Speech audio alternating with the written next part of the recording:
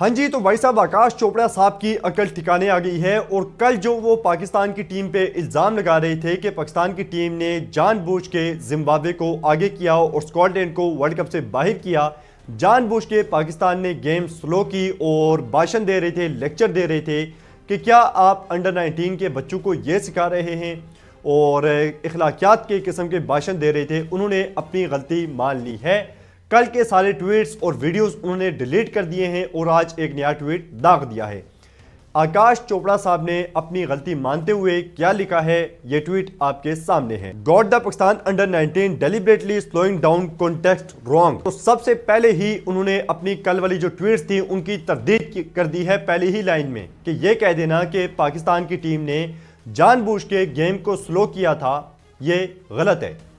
तो शुरू में ही उन्होंने अपनी गलती मान ली है। आगे लिखते हैं, only the net run rate against the qualified teams go to the super 6 stage in this world cup since the margin of पाकिस्तान's victory over Scotland was a lot smaller as compared to Zimbabwe. They carried forward better net run rate by allowing Zimbabwe to qualify instead of Scotland. Therefore have deleted the earlier post. Thanks for the attention to this matter. तो यहाँ पे वही बात है जो कल हमने आपके साथ शेयर की थी कि स्कॉटलैंड बाहर हो गया है तो उनका नेट रन रेट काउंट नहीं होगा, और पाकिस्तान ने क्योंकि बड़े मार्जिन से हराया था जिम्बाब्वे को, तो जिम्बाब्वे का आगे जाना पाकिस्तान के लिए बेहतर है। अब यही चीज़ इन्होंने की है और आखिर में उन्होंने अपनी पोस्ट जो डिलीट की हैं उनके बारे में लिखा है और साथ में माफ़ी भी एक किस्म की इस ट्वीट में उन्होंने मांगी है। अब आज की जो आपके ट्वीट का ताल्लुक है, सबसे पहले तो हम अप्रिशिएट करते हैं कि आपने अपनी गलती मानी, लेकिन आपको थोड़ा सा इंतज़ार करना चाहिए था। और जब आपकी इतनी बड़ी आवाज़ है, लाखों लोग सुनते हैं, तो आपको पूरी रिसर्च करके आना चाहिए था।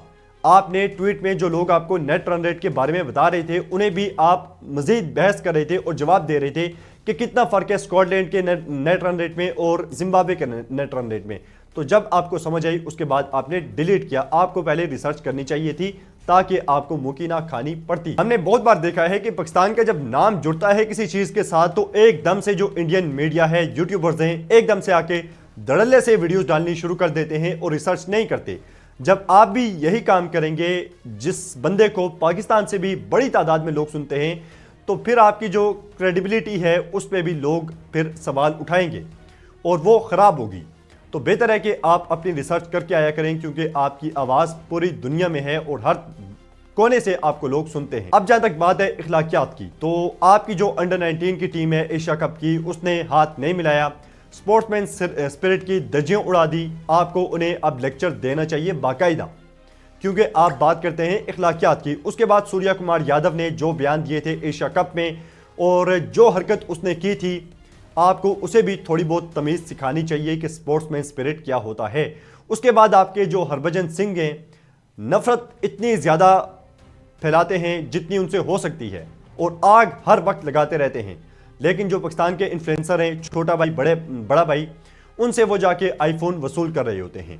उसके बाद ILT20 में हमने देखा कि शुएब मलिक के साथ और साथ में उस्मान तारिक के साथ पपियाँ जपियाँ ले रहे होते हैं और इंटरव्यूज़ कर रहे होते हैं। फिर उसके बाद आपके जो इरफान पठान साहब हैं, जिन्होंने लेजेंड लीग का मैच नहीं खेला था और बाइकआउट कर दिया था पाकिस्तान के अगेंस्ट, और जो पहली मुखालफत की थी वो इरफान पठान ने ही की थी, जिसके बाद पूरी इंडियन टीम ने मैच खेलने से इनकार कर दिया था पाकिस्तान के साथ। तो वही इरफान पठान कल मैच खेल रहा था सऊदी अरेबिया में डबल विकेट का पाकिस्तान के साथ, और उसी शुएब मलिक के साथ जो लेजेंड लीग में भी था। और कल के मैच के बाद उन्होंने हैंडशेक भी किया, गले भी लगे और सब कुछ किया, लेकिन जब बात आ जाती है इंटरनेशनल मैच की तो सिर्फ वहाँ पे जितनी नफरत उनसे हो सकती है वो फैलाते हैं, क्योंकि वहाँ पे वो खुद नहीं खेल रहे होते और वहाँ पे उन्हें कोई पैसा नहीं मिल रहा होता।